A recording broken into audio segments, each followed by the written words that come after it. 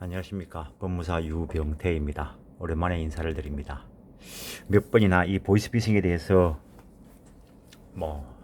피해 방지를 위해서 촬영을 해서 알려드리려 했는데 뭐 많이 늦어졌습니다. 일단 보이스피싱 누구나 다 한 번쯤은 들어보셨고 조심해야 되겠다라고 하고, 그럼에도 불구하고 또 많은 사고들이 일어나고 있습니다. 근래 집중적으로 보이스피싱에 대해서 질문을 받고 대응을 하다 보니 이런 것들을 한번 알려드려야 되겠다라는 생각이 들어서 하다 보니까 손으로 글을 쓰고 했습니다. 일단 사안 몇 가지를 말씀드리고자 합니다. 일단 첫 번째 사안의 경우에 보이스피싱을 하는 자가 있고, 이 사람들이 근거되는 경우는 참 힘들죠. 이런 보이스피싱 하는 사람이 있고, 그 다음에 통장을 빌려주거나 아니면 통장을 도용당한 사람이 있고, 그리고 기망을 당한 사람이 있습니다. 일단 기본적으로 이 통장을 넘겨주는 사안들이 참 들어보면은 여러 가지들이 있습니다. 통장을 하나 개설해 달라, 소위 데포트 통장을 하나 만들어 달라 라고 해서 만들어 주는 경우도 있고, 언젠가는 대학생들이 많이 피해를 봤다는 이야기가 있죠. 근데 어쨌든 대출 목적으로 그랬든지 간에 통장을 누군가에게 넘겨주었고, 그러니까 이 사람 A는 사기를 칠 생각이 전혀 없었던 사람입니다. 이 사람도 결국에는 피해자가 되는데, 일단 그 통장을 넘겨받은 보이스피싱 하는 사람이 누군가를 기망을 해서 어떤 수단이 활용되는지를 모르겠습니다. 여러 가지 방법들이 활용이 되겠죠. 갑자기 당신 아들이 돈이 필요하든지, 어쨌든 어떻게 그렇게 기발하게 기망을 해서 이 B한테 이미 자기가 가지고 있는, 보이스피싱 하는 사람이 가지고 있는 A 통장으로 입금을 해라 합니다. 일단 한결같이 다 그러는데, 입금을 딱 하는 순간 자기가 당했다는 생각을 한다는 거죠. 그래서 부랴부랴 경찰에 신고하고 해보면은 이 통장에서 이미 돈을 다 찾아갔죠. 근데 어쨌든 이 보이스피싱 하는 이 사람은 A에게나 B에게나 알려지지 않은 사람이라는 거죠. 다 전화로 통화하고 통장도 택배로 보내주고 이런 사안들이 있더라고요.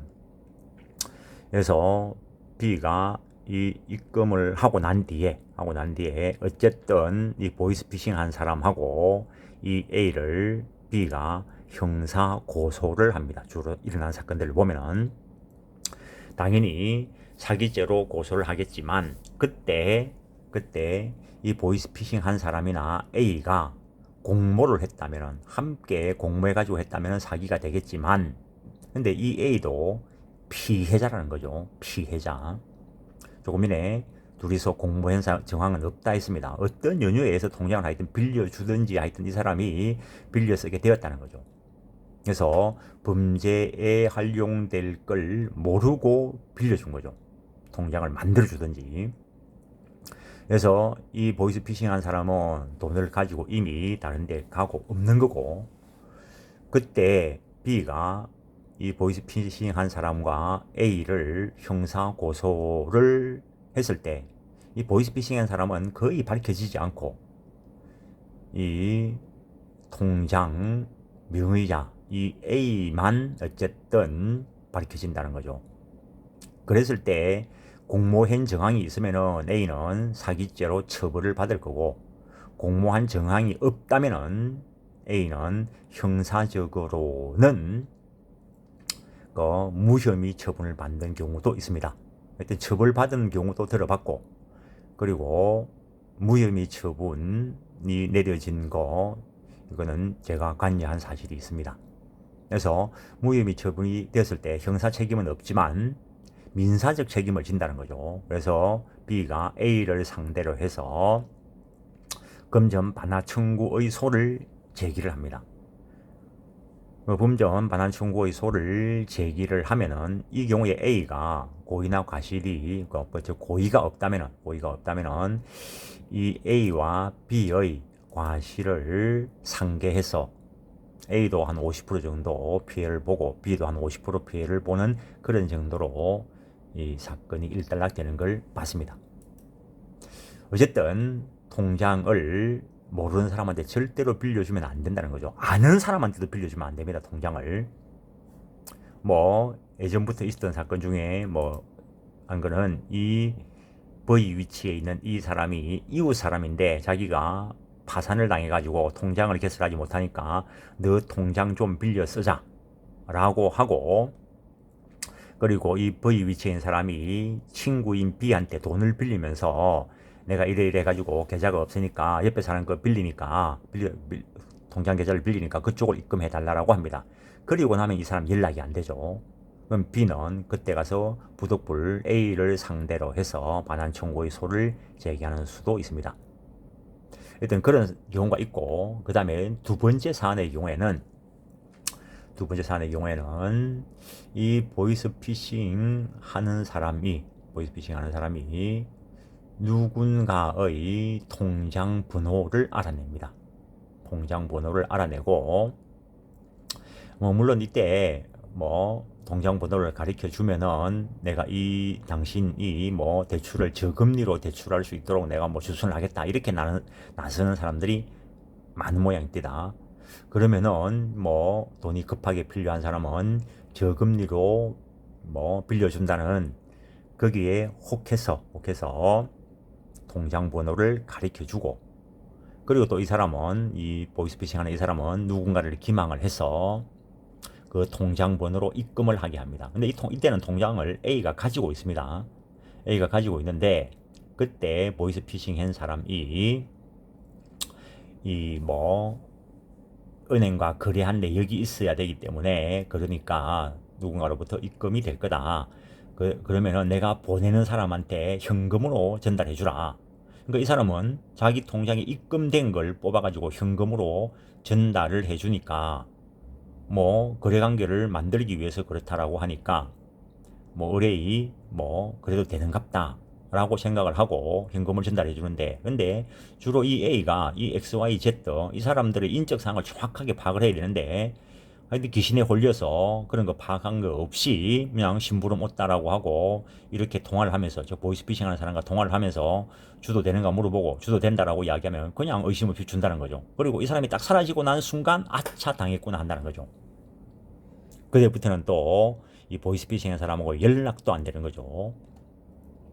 이 경우에도 이 사람은 역시 피해를 보게 되는데, 그때 입금한 이 사람이 역시 보이스피싱한 사람과 이 A를 형사 고소, 사기죄 등으로 고소를 하겠지만 뭐 공부한 적이 없으니까 A는 사기는 안 될 거고 형사적으로 무혐의 처분을 받을 가능성이 많습니다. 그렇지만 계좌이체에서 입금이 되었으니까 이때도 B는 A를 상대로 해서 반환 청구의 소를 제기할 것이고, 뭐 그때 A의 기책 여하에 따라서 100%를 반환해야 되는 경우도 있고, 뭐 경우에 따라서 또 50대 50 기책으로 결정되는 수도 있습니다.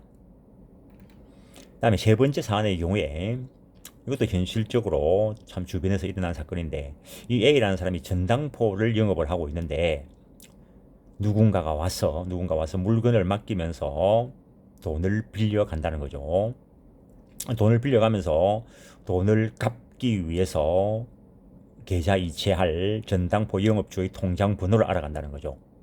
그리고 이 사람이 누군가를 또 전화로 기망을 해서 어떤 수를 쓰는지 모르겠지만은 이 또 기망 당한 사람 뭐 무수히 많지만은 뭐 10,000명 중에 1명이겠죠. 10,000명 중에 1명이어도 이 사람은 뭐 성공하면은 나름대로 갈취를 하게 될 거니까.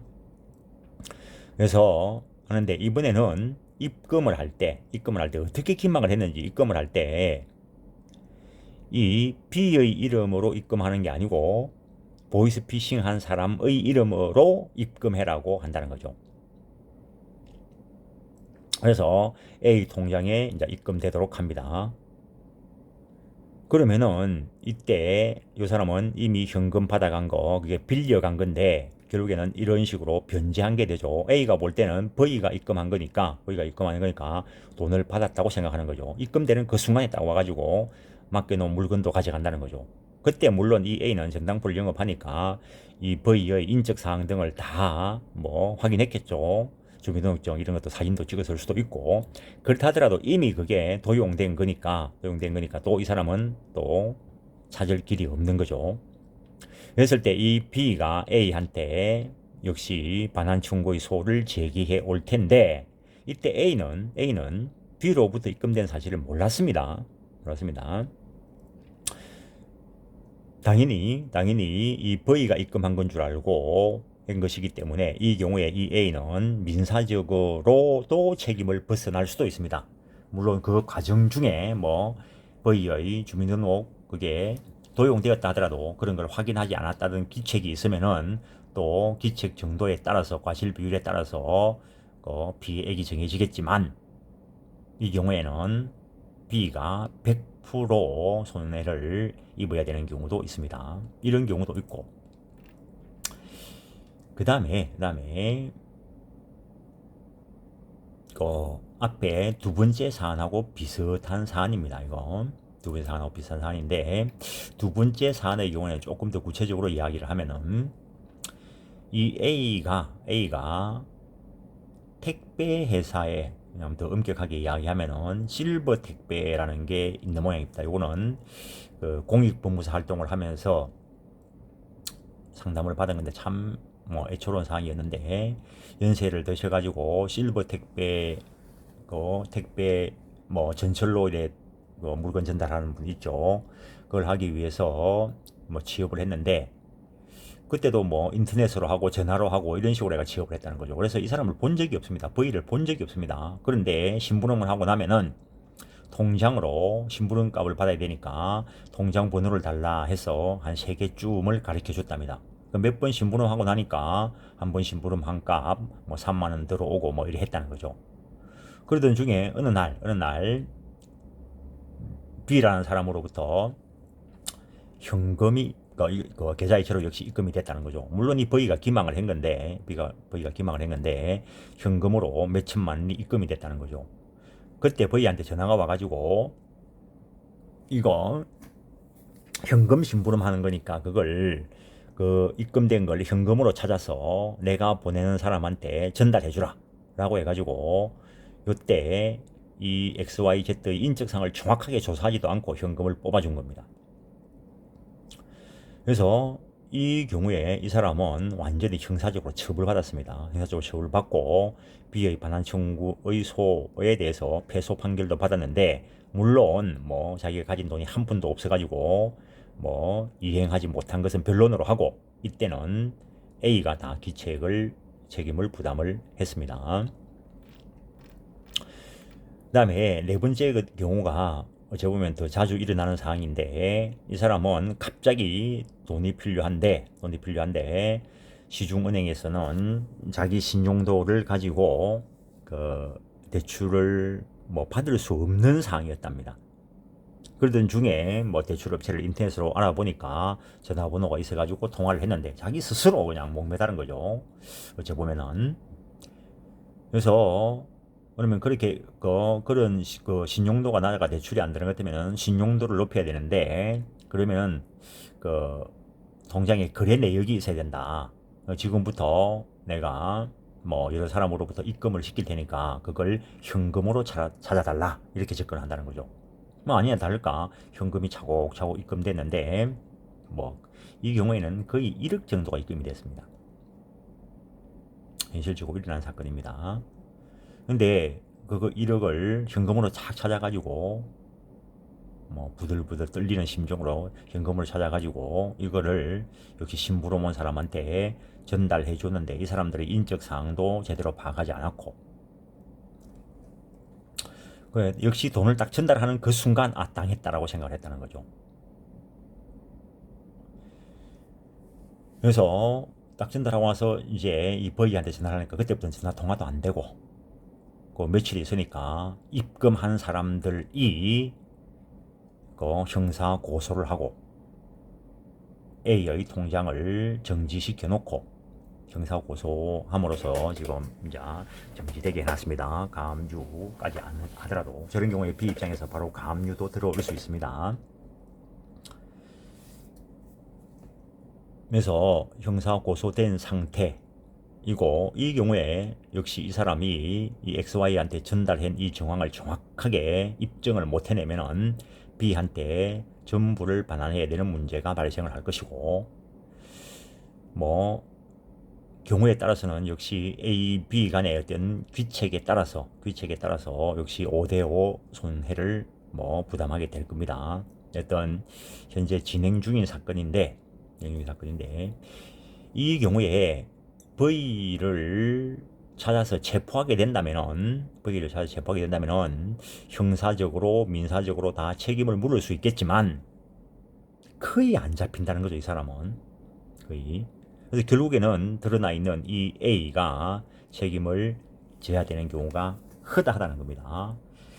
제가 생각할 때는 요 경우에 이 보이스피싱 한 사람하고 요 입금시킨 사람하고 약간 공범적 성향인 것 같은데, 그것도 알 수 없죠. 그럼 밝혀내기가 또 쉽지도 않을 거라는 겁니다.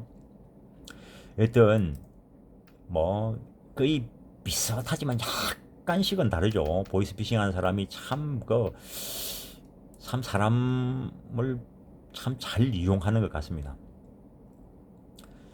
그래서 일단은 모르는 사람한테 통장을 절대로 빌려주면 안 될 거고, 통장을 빌려주면, 모르는 사람한테 통장을 빌려주면 사고 난다라고 생각하면 됩니다. 결국에 형사적 민사적 책임이 따를 것이고. 그런데 가장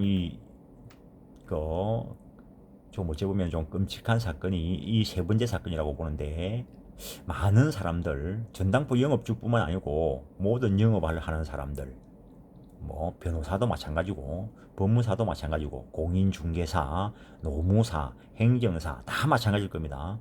통장이 어느 정도 공개되어 있잖아요. 그 공개된 통장을 이용을 해서 이런 식으로 보이스피싱에 이용을 한다는 거죠. 그때 어떤 사람이 내가 당신 통장에 착오로 성공을 했다라고 하면서 반환청구권을 행사해 올 때, 이때 이 사람 V의 이름으로 입금이 됐죠. 그 V가 와가지고 내가 착오로 당신 통장에 입금했으니까 달라 라고 했을 때 V한테 딱 줘버리면 문제가 발생할 수 있다는 거죠. 실제로 입금한 사람은 B라는 거죠. 그래서 물론 영업을 하면서 영업과 관련된 대가로 받았다면 자기는 재물을 변제받은 걸로 생각을 할 것이고, 그때는 이제 B의 기책이 높아지겠지만, 영업 관계 없으면서 공개된 통장 번호로 입금되어 왔을 때 어떻게 할 것인가 좀 생각을 하셔야 됩니다. 여튼 이 보이스피싱과 관련돼 가지고 뭐 일어난 사고, 사례, 그다음에 뭐 문제 제기 정도만 합니다. 왜냐하면은 이거는 너무나 많은 사항이 있어가지고 이 V의 위치에 있는 사람이 그 사안에 따라서 이용하기 때문에, 이거는 뭐 크게 이런 형태의 것들이 있더라라는 정도를 말씀드릴 수 있는 거지, 보이스피싱은 이렇더라 뭐 이렇게 말하기도 좀 곤란합니다. 판례도 뭐 검색을 해보니까 무수히 많은 판례가 있고, 그래서 여기서 미연의 사고를 방지하기 위해서 누군가 뭐에게 통장을 빌려줘서는 안 된다. 통장 번호 관리 잘 해야 된다.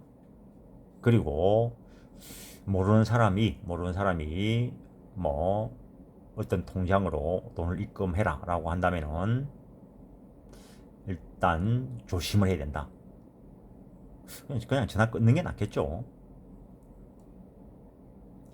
그 다음에 모르는 사람으로부터 입금되어 왔을 때 그걸 임의로 뺏어버리면 횡령이 됩니다. 횡령. 형사적으로 이런 관계가 아닐 때. 그러니까 모르는 사람으로부터 돈이 들어왔을 때도 뭐 당연히 그걸 임의로 뺐으면 안 될 것이고, 그 다음에 그 입금자가 차고 송금이다라고 하면서 돌려달라고 했을 때 그때도 무조건 줘버리면 문제가 발생할 수 있는 사안이 되죠. 그래서 그러면 소송 제기해라. 그러니까 소송만 하면 되는데, 만약에 B가 가압류까지 한다면, 영업하는 사람이 통장을 가압류 당하면 상당히 영업이 곤란해지는 문제가 발생을 하죠. 그래서 슬기롭게 대처를 해야 됩니다. 촬영상 내가 여기까지밖에 말씀을 못 드립니다. 일단 통장을 빌려주면 안 된다. 통장 번호를 관리 잘해야 된다. 뭐 지금은 그 정도 문제 제기만 하고 조심하자 이거밖에 말할 수가 없습니다. 예, 오늘은 여기까지 하고 뭐 어쨌든 그 요즘은 뭐 보험 가입도 뭐 핸드폰으로 하고 그런 경우에도 조심해야 될 걸로 보입니다. 뭐 당신 뭐 신용을 조회할 수 있도록 허락해달라 뭐 이런 것부터 하는데 하여튼 뭐 얘도 그런 통화를 하다가 전화를 끊은 적이 있습니다. 하여튼 뭐 아무것도 모르는 상태에서 전화만 가지고 금전 거래를 하는 거는 조심해야 되겠습니다. 오늘은 여기까지 하겠습니다. 뭐 하여튼 매일 촬영을 해 올릴까 아니면은 뭐 일주일에 한 번씩 올릴까 라는데 이거 뭐 주제를 한 개씩 정해서 일주일에 한 개씩을 올릴까라고 마음을 먹었다가도 참 잘 안 됩니다.